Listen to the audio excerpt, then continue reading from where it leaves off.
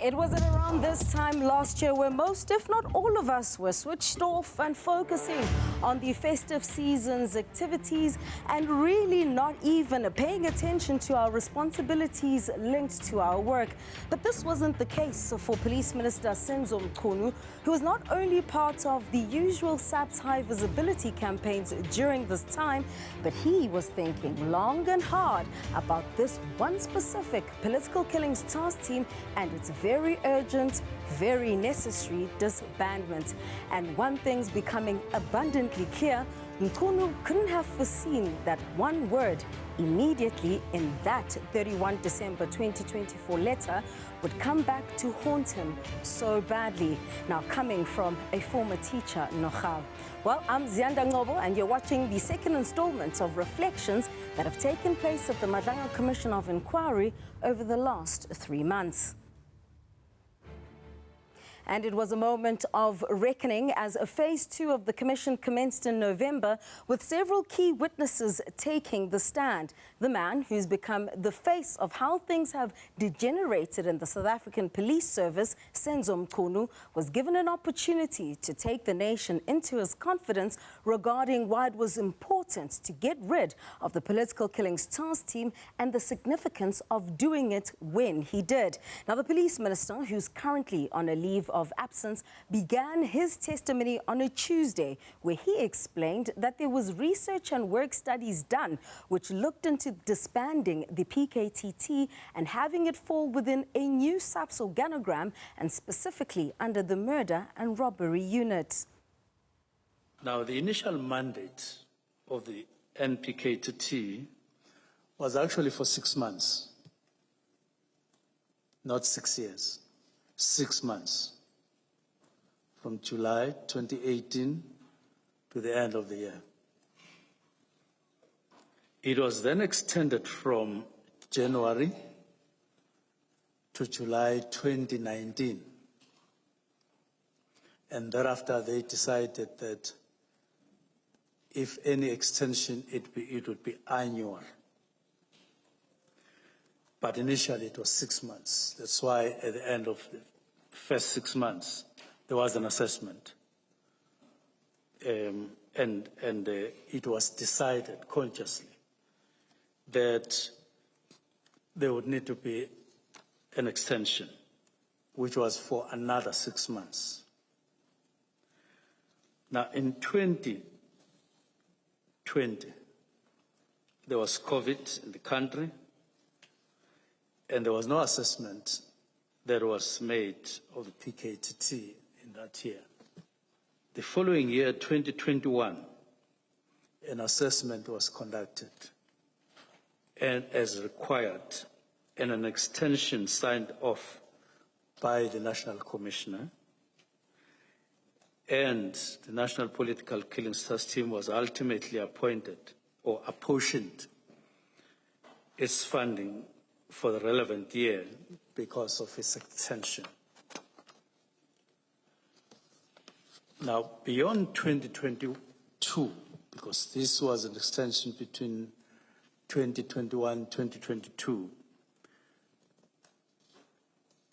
there was no further extension that was sought.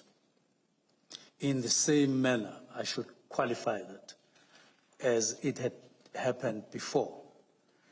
And there's marked differences when you look at the previous extensions and after 2022. And Kunu relied heavily on these studies to also claim that the cost of keeping the PKTT was no longer justifiable.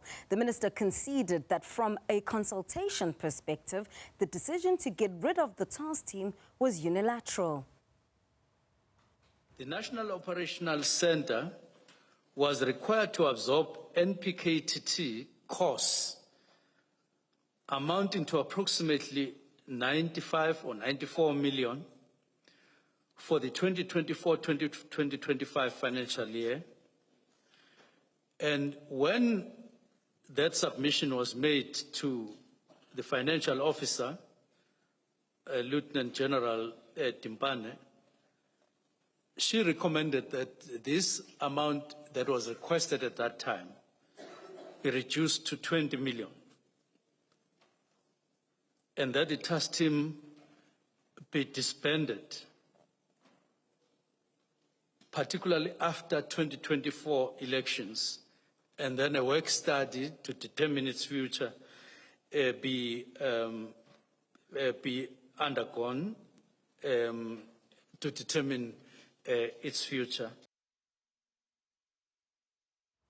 But by the time Kunu returned to the inquiry that Thursday, when commissioners could now poke holes into his statements, things seemed to unravel, with Commission Chairperson Justice Mbuyiseli Madlanga wanting answers to questions many South Africans were asking themselves.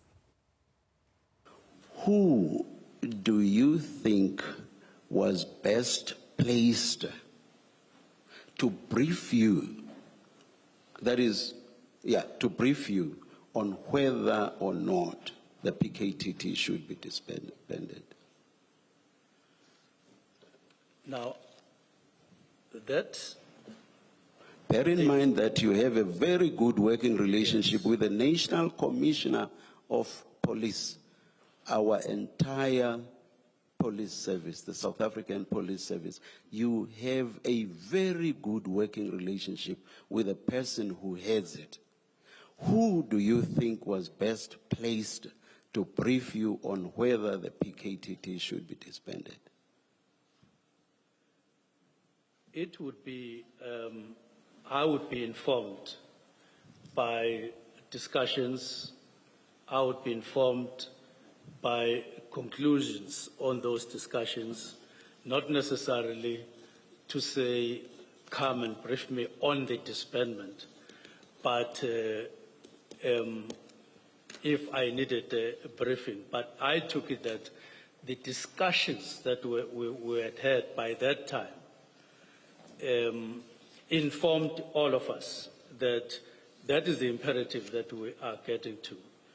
Looking at organizational structures, looking at where we were going, somebody needed to take a decision, and I took the decision at the end of the year. Minister, I'm not sure that answers my question. I want a clear indication on a particular warm body or particular warm bodies. And I try to assist you by making a specific reference to the person that heads the police, of which you are the minister. I'm asking for a warm body, or warm bodies, that were best placed to advise/brief you on whether the PKTT should be disbanded? Or does the long explanation you give suggest that as you sit there, you take the view that there is not a single person that you thought would be best placed to brief you on whether the PKTT, a task team of the South African Police Service that the National Commissioner heads, should brief you? Are you saying, as you sit there, there is no such person? You were entitled to just take the decision without at all being briefed by a particular person that should have been best placed to brief you? I'm merely saying we had discussions, in other words, briefings from the National Commissioner in November, and we were agreeing that there should be a review, but it was not particularly on disbandment. So not only did Kunu not consult with National Police Commissioner Fani Masemola, whom he claims he had a very good relationship with, the issues around the monies allocated to the PKTT being unjustifiable was probed even further. Did you compare that expenditure with the expenditure of other task teams? It's a simple question. Did you or did you not? No, I didn't compare it with other task teams, but I do want to say the reason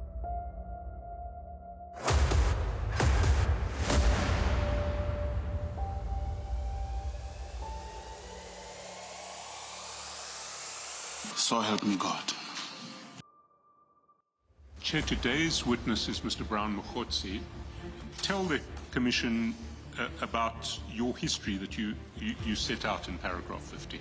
During the period from 1993 to the early part of 1995, I was in Countries operative, but in its self-defense unit which operated within South Africa. A contact agent can thus be described as a person who acts as a link between an intelligence service, an informant or undercover operative. Contact agent might liaise with police intelligence officers and civilian sources. What happened in December 2020? In my capacity as a contact agent, to investigate, also to check the irregularities within the crime intelligence and South African Police Service. You indicate that you need to protect the identity of the co-handler. And you say he undertook to be interviewed by me, and that interview, in fact, took place yesterday. Commissioners, may I approach my counsel, please?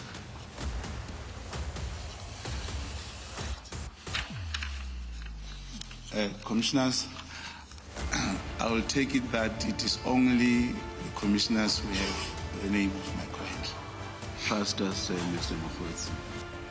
The informants would be paid a flat rate, but when the claim was made in respect of that informant, a higher amount would be claimed But now, from the so-called slush fund.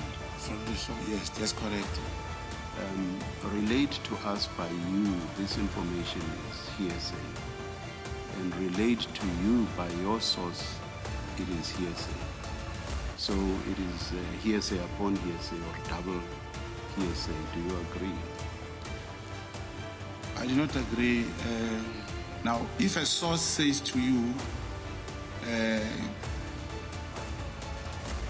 King Mrs. Zulu and Lieutenant General Mkhonasi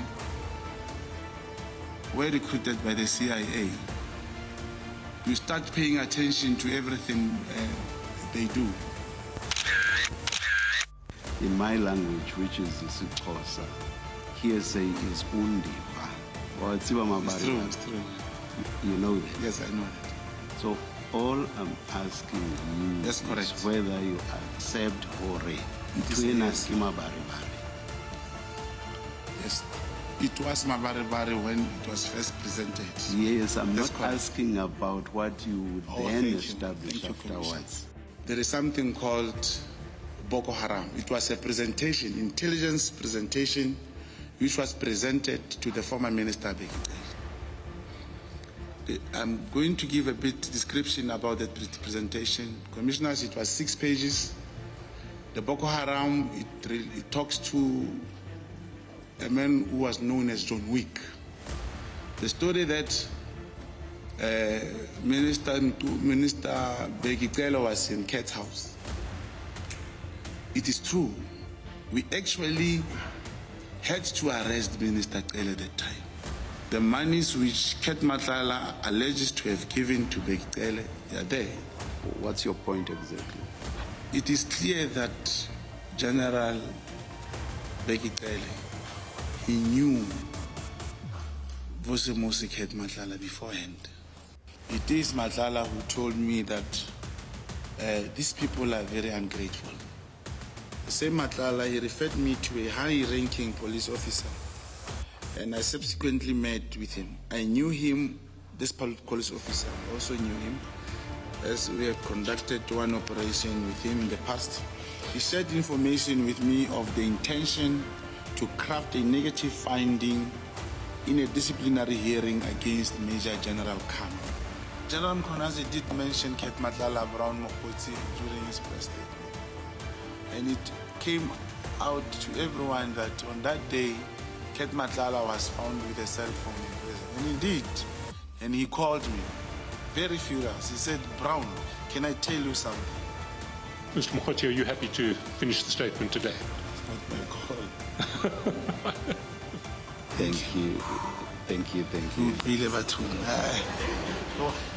ditlhako di botlhoko. So while Senzo Mchunu's testimony so far has only dealt with the disbandment letter of the 31st of December, the police minister still has a cloud hanging over his head around his supposed relationship with Brown Mokhotsi, who you just saw there, and alleged underworld boss Vusimuzi Matala. And as a part of the allegations against him, Mchunu was allegedly being funded by Matala for his internal ANC presidential campaign, with Mokhotsi apparently acting as the middleman. So the Madlanga Commission has also heard from Witness C, who's a detective that looks into criminal cartels in Gauteng, and they told the commission that Matala became hurtful with how he claims to have been treated by Mchunu, Mokhotsi and Sibiya. And it's also important to remember that Matala has been flagged who was flagged by the slain whistleblower Babita Diakoran in the Tembisa hospital looting scandal. And we had heard also from Dumisani Kumalo, who heads up that political killings task team, where he shared those WhatsApp messages between the two. So Matala, who is yet to appear before the Madlanga Commission of Inquiry, has, however, told Parliament's ad hoc committee that he has never met with Mchunu. And then they said, do you specifically know General Sibiya? And then I said, yes, I know him because I met him. And then they said, no, besides what you're telling us, have you met him in your personal capacity? And I said, no, I don't know him in that way. And they also asked me if I know General Khan and Minister Kunu. And then actually they took very, very long asking me about these police officials. All right, so we are still running that poll question, and we want to know from you, the 405 Nation, whether you think Senzo Mchunu's political career will survive in light of the allegations made against him so far. So the options are there. It's too soon to tell. 6% believe that, as 92% of you believe he's finished, and 1%, somebody out there, still believes Senzo Mchunu can still be president. Please do continue with those votes. We'd love to hear your opinions on this ongoing saga that has unfolded since that now infamous July 6th briefing. All right, so while you continue scanning that QR code, we also know that on the last day of public hearings on this end of 2025, which continued well into the evening when Mchunu was now being re-examined by his legal counsel, Madlanga Commission, tensions rose over the overstepping on topics of discussion. Thank you, Chair. Perhaps on that point, it is the right place to start. With what? The point, Mr. Ngcobo's last point, the re-examination issue. Yes, yes. And just to highlight that, as the Chair pointed out, there was an agreement. May I find out to what end you are addressing, seeing that I've already disallowed the question and Mr. Ngcobo did not even know my reasons for it. I'm starting at the question and I'm making my way back.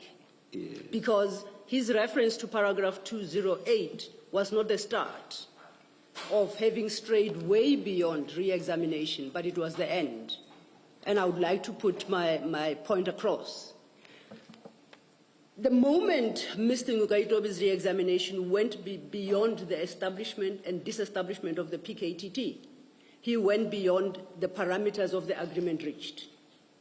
The issues that he raised, there was references to Mr. Matala, the relationship with Mr. Matala, with Mr. Mokhotsi, with the contract, I take it as a 360 million SAPS contract. All those matters appear from page 64 of the minister's statement under the heading allegations of improper motives. And that is precisely where the deal that we struck because of time pressures, we drew the line. Under that heading, it's allegations, alleged association with Mr. Vusimuzi Matala, knowledge of the 6 December 2024 operation, knowledge or involvement in December 24 arrest of Mr. Katiso Molefe, the 360 million SAPS tender, improper relationship with Mr. Brown Mokhotsi, Zamazama issues in Stilfontein. It's a whole list of them, half of which Mr. Ngcobo has touched on in re-examination, but none of which will be found in the transcript, in the evidence when it was led by Mr. Kunu. I had to put that on record. And like I said, Chair, I bit my tongue. I resisted. I did not want to disrupt Mr. Ngcobo's flow. And I must say, at some point I was a tad desperate, hoping that the commissioners would come to my rescue. But, so what has happened is a topsy-turvy process, permitting Minister Mchunu to be re-examined on evidence, firstly, that was not led. He's got those, his responses to those allegations in the statement. He has not been taken through them. He has not been confronted with any evidence that could be contradicting the position he assumes in his statement. None of that has happened.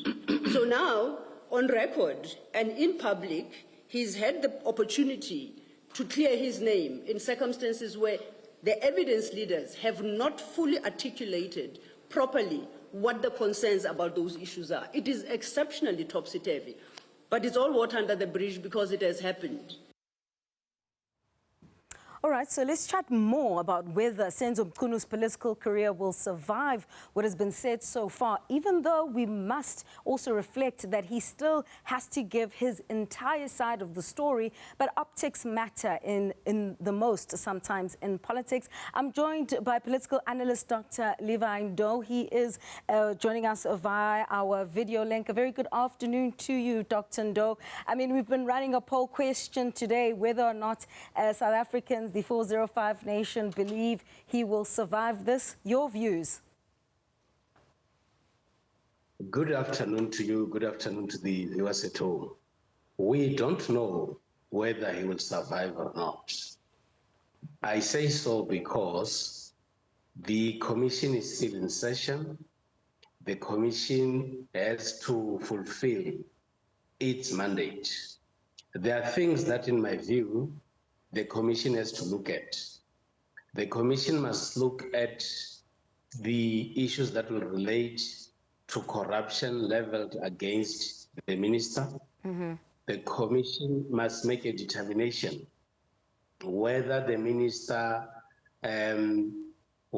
performed an overreach whilst executing his duties, and also look at the relationship that the minister could have with other people that would appear to be compromised. Now that the commission is still running, there are issues that appears to have been very clear or not clear. What has been very clear is that General Mkhwanazi has reiterated the statements that he made on the 6th of July. What we're also observing are denials on the part of the minister.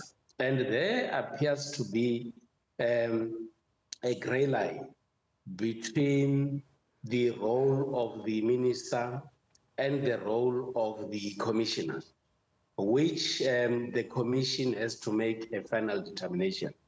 But what appears to be very clear is that the minister is putting emphasis on a few things. One, being that the PKTT is a temporary arrangement, it has to start somewhere and its role has to come to an end. Two, he talks about the powers that he has as the minister, and he argues that everything that he does has been informed by the Constitution.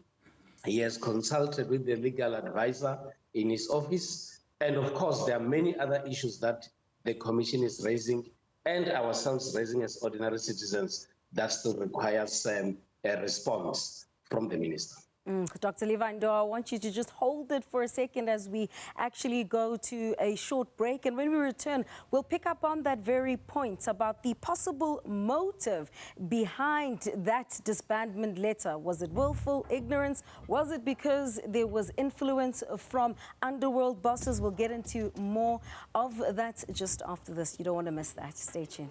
Thanks for staying with Channel 405 as we reflect on the 45 days of testimony that have taken place so far at the Madlanga Commission of Inquiry. We're still in conversation with Dr. Ziyanda. And Dr. Ngcobo, before the break, you were unpacking some of the very clear things that Minister Kunu has explained as a part of his rebuttal insofar as that disbandment letter is concerned. And from what we've heard so far, because we haven't quite gotten into the characters such as Brown Mokhotsi of Vusumuzi Kat Matlala yet, so far, having heard his explanation around why he wrote that letter, why he made that decision unilaterally, and he is very adamant that he wrote that letter himself, can we possibly surmise some kind of a motive? Is it an influence? Are you getting a sense that he was influenced, or willful ignorance, or just being rigid and stringent about making sure that they truly restructure the South African Police Service organogram? Minister Kunu has a program for the police department. Minister Kunu also, in my view, had to make an impact in the department. And what he is supposed to do is to convince the commission and all of us that when he took that decision, he did not have any form of influence, and indeed foreign influence from other people. And he must also be able to convince all of us that whatever decision that he took it in the best interest of all of us. Another aspect that Kunu has to deal with, as you've indicated, is that he should be able to convince the commission about his relationship with indeed individuals like Mr. Kat Matlala and Mr. Brown Mokhotsi. He must clarify his relationship to all of us, because that is where issues that will be related to corruption and wrongdoing could be centered around. And that is the task that he has now. And if he wants to be seen as someone not corrupt, he should be able to say something that has to convince the commission that he does not have a questionable relationship with such individuals. And I mean, as a part of that, Dr. Ngcobo, I mean, we heard about some of the individuals that Kunu says that he had spoken to in relation to the allegations made about the political killings task team. Besides the issue around money, he spoke about human rights abuses allegedly at the hands of members of the PKTT, handing over that envelope of at least 8 names of people that he believed the commission should speak to. But then there's also perhaps another argument that all of this is just as a result of the absence of statecraft. In other words, the minister maybe relied too much on individuals such as Mary Dahas and Patricia Mashale. Your thoughts on that? It is very clear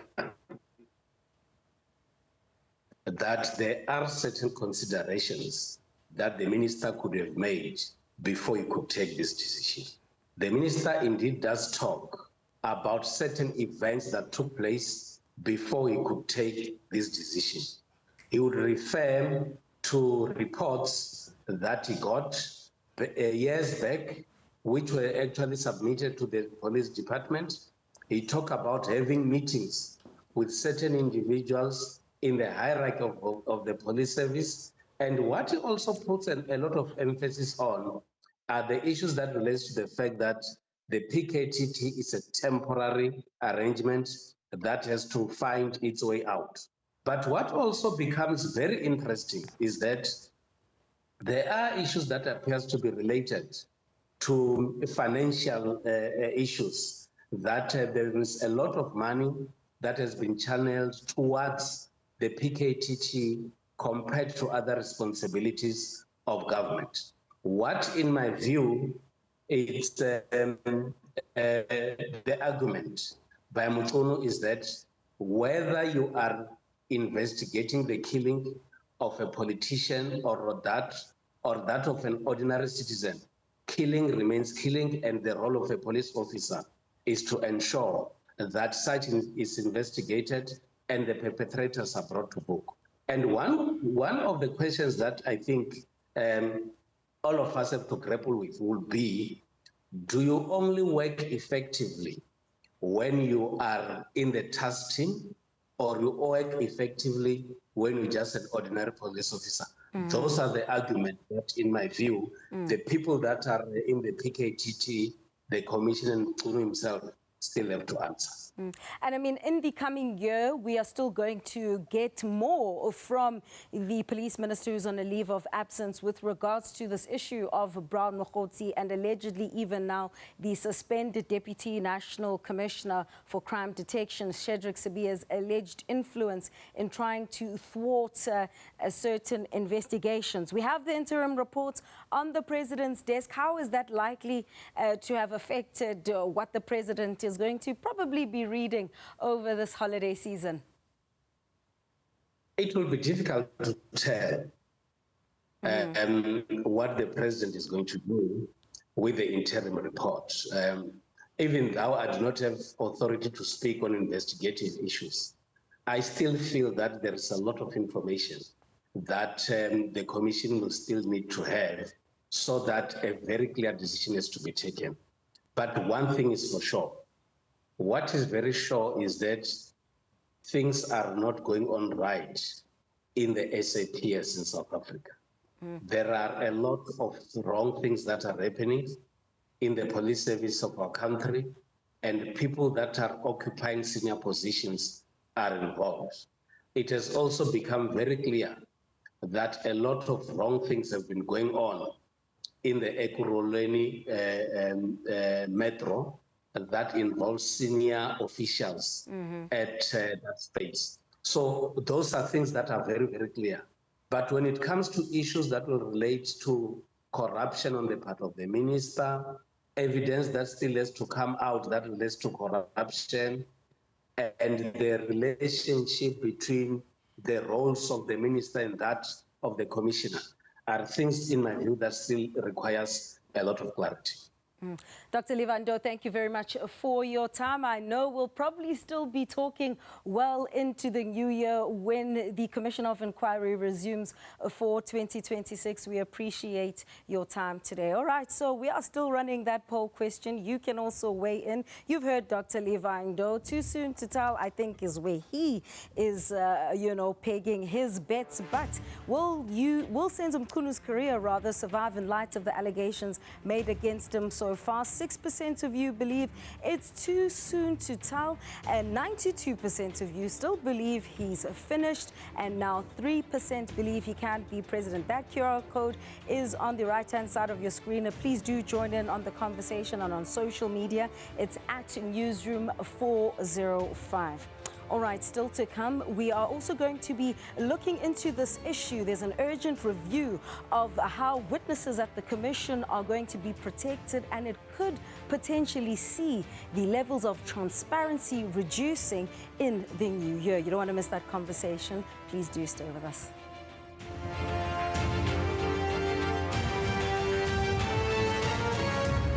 Thanks for continuing to make Newzroom Africa your channel of choice. So as we look towards the 2026 testimonies at the inquiry, the Presidency, Justice Ministry and the Commissioners are reviewing the protection of witnesses, which could see the augmenting of the levels of transparency that we've seen at the probe so far. That we are in agreement that there is a need for us to review how the witnesses are testifying in the Madlanga Commission. Following this incident, and also ensuring that the work is not compromised going forward, we will appeal to the public and to our media colleagues for an understanding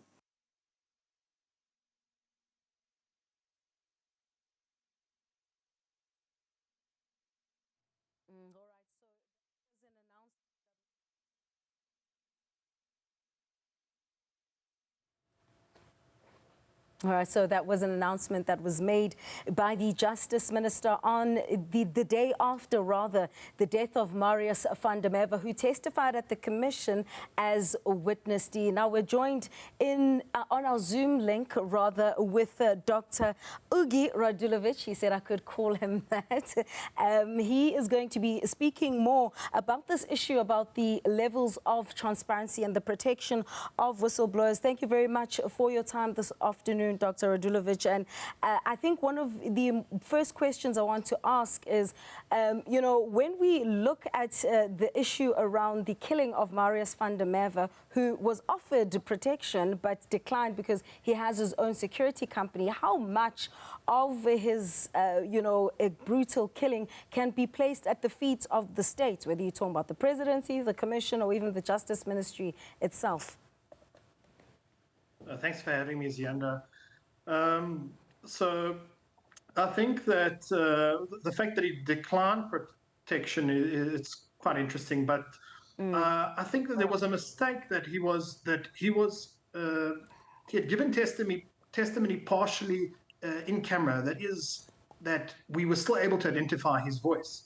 And this is of particular importance when you consider his testimony. And if you listen to the full testimony that he gave, it was very specific. So the specificity of it, coupled with his voice, made him quite possible to identify. So I think that that was a bit of an oversight at the Commission. I mean, it's because if you listen to some of the things, you're speaking about specificity, you know, the issue of him dumping the body, it would have made it quite obvious that it was him, because he was the only one seemingly that was tasked with dumping Emmanuel Mbense's body in April 2022. But then how does the Commission balance the issue of transparency, because there's a lot of public interest in this matter, versus protecting witnesses? Because as shocking as some of the testimony has been so far, it is also important to actually have the full reality on the full extent of this alleged rot. Now, I agree that filtering that evidence, or the specificity of that evidence, would take away from the transparency and from fully detailing the degree of rot that has overtaken the policing apparatus. But it's a difficult balancing act there that both the state and the Commission now needs to handle with extreme precision.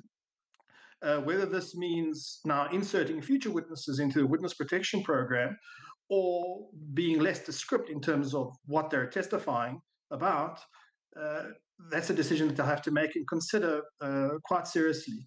I don't have a concise answer. I think that a lot of research would need to be done for that, but I think that's something that they need to grapple with, and need to grapple with it before anything resumes. I think it's a matter of urgency. I mean, Doc, another issue here is there's a school of thought that perhaps there's going to be some level of copping out on the part of the government here in light of Van der Merwe's murder, because Babita Deokaran was not before a commission of inquiry when she was murdered. You know, the slain Ekurhuleni auditor Mpho Mafole was not before a commission of inquiry. Therefore, the reasoning behind possibly restricting the levels of transparency, it's a cop-out to say, in light of witness D's death, therefore, we need to now limit it. I mean, is it going to be around the issues of the specific details, and who is going to be looking at that? Who is going to be responsible for taking that ultimate decision too? No, I don't think that we should significantly detract from those details. As you mentioned previously, or in the previous question, that there needs to be transparency for the sake of the public good. But I do feel that whistleblowers will continue to come forward. I mean, these aren't the first assassinations that we had. We had previously Mospakoa, we had Philemon Ngwenya that was assassinated, and many others before that. And there's a history of retaliation against whistleblowers in South Africa for an extended period of time. People will invariably come forward. And it will, we could presume that this or these recent assassinations will dissuade individuals to some extent. But invariably, the human spirit does prevail, and people do come forward and blow the whistle. I mean, I was actually going to get to that point around, you know, this being a deterrence, because the criminals have clearly sent a message. The murder of witness D can be interpreted in that particular way. And this leads me to my other, point, which is around the fact that the Commission is empowered in terms of the terms of reference to refer matters for further investigations and for possible prosecution. And as we enter the festive season with that interim report on the President's desk, I mean, how soon should action be taking place? Because in most cases where whistleblowers are murdered, it's because of an issue around inaction, whether around arrests or even just dealing with the corruption itself. I hope that action will be taken urgently, but if I consider just from the previous significant commission, which was the Zondo Commission, of the 218 recommendations in the last report that I read, I think there was only 4.5% of finalized verdict. And I mean fully finalized verdict. So we can only hope that there will be a matter of urgency or an urgency in addressing these recommendations or whatever the Commission puts forward. And hopefully it will be better and more balanced than what has been the case before, because we can't continue moving from commission to commission without any effective results. All right, Dr. Ugi Radulovic, he is the Senior Postdoctoral Research Fellow in the Department of Sociology at the University of Johannesburg. Thank you so much for your time this afternoon, looking at the issue around the protection of whistleblowers, as we could possibly be contending with not being able to sit through those hours of testimony that we've now become accustomed to because of the levels of transparency, possibly being reduced to protect witnesses.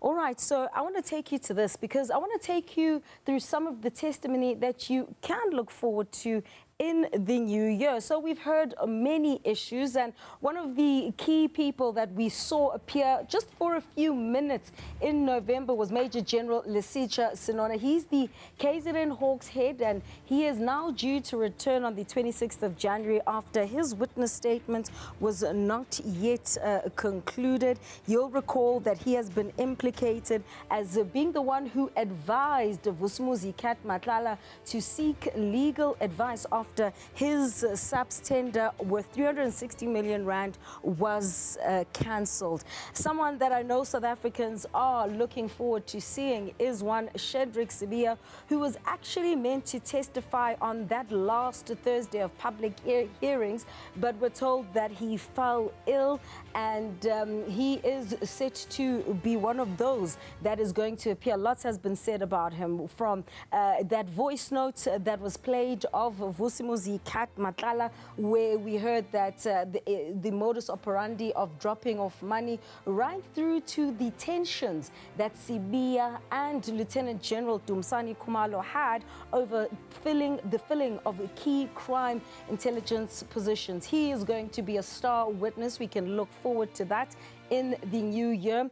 And then a concerning question that I'm posing to you today, that the son and nephew of Katiso KT Molefe, that's Tapelo and Lucky, still remain on the run after they were tipped off by both Molefe's partner and sister to actually hide and to evade the authorities on that day of the 6th of December when the takedown operation took place. We don't know where they are, and we haven't heard much from authorities insofar as their locations are concerned. And then we have the former Hawks head, Godfrey Labia, who is likely to also speak on the issue of the takedown operation. There are many questions as to who exactly called him on that day of the 6th of December, and he ultimately dispatched several teams, 2 teams from different units within the Hawks to KT Molefe's home. While he's told this channel in July that he had received a call from an informant, and that person has been identified as one Malcolm X. So he'll be able to tell us why there was such an urgency to go and deploy members of his team at the time to Molefe's home. And after that, we also have some questions. You'll recall that in the terms of reference, we've heard from the Ekurhuleni Metro Police Department, we've heard from Brigadier Julius Mkhwanazi. We've also got an allocation, or rather there has been, some space given to look into the Johannesburg and the Tshwane Metro Police Departments. We don't know whether we will hear this testimony. We had actually invited the Madlanga Commission spokesperson, Jeremy Michaels, onto the show to get a confirmation as to whether or not we can still expect that. But also, in relation to Johannesburg, you'll recall that evidence was led that a grabber, which is basically a machine that is able to monitor our private calls, was allegedly procured by Sibia during his tenure in Johannesburg in 2016. And then the next testimony that we can expect in 2026 is the return, of course, of Minister Senzo Mchunu, who we've spoken extensively about. He is due to also speak about his alleged relations between Matlala and Brown Mokhotsi. We've heard lots around that disbandment letter. And of course, another man who is very key to some of the testimony will be the Acting Chief Magistrate Vusumuzi Mahlangu. He was the one who had actually given out that bail condition that was basically preventing the Dumisani Khumalo and his co-accused from, actually going to any crime intelligence premises. So that's Acting Chief Magistrate Mahlangu. And then the other key witness is Vusumuzi Kat Matlala. So he's already told the ad hoc committee that the voice notes implicating Sibia and other top cops and other top cops is fake. So perhaps the commission will also be going to the Hoshi Mampuru Correctional Facility. And of course, in the first edition of this wrap, we also spoke about IPID. Why has it taken IPID so long to finalize the murder and dumping of Emmanuel Mbenze's body in April 2022? All right, so those are just some of the key testimonies that you and I should be looking out for in the new year of the Commission of Inquiry. All right, so before we close the show, as we've been doing throughout, let me take you through our poll results. And the question that we asked you was whether Senzo Mchunu's political career will survive in light of the allegations made against him so far. So 92% of you believe that he's finished. That was one of the options. The other was too soon to tell, with 6% of you believing that you need to hear more to make a determination, and 2% of you believing that he can still be president. We know of those presidential ambitions. Okay, so that's where we leave things for today. Thanks for watching the second part of the wrap of the highlights at the Madlanga Commission of Inquiry. It's been 37 witnesses, 45 days, and a country that has completely changed since then. We'll resume giving you a weekly roundup of these testimonies, but for now, it's a goodbye, happy holidays, and thank you for watching.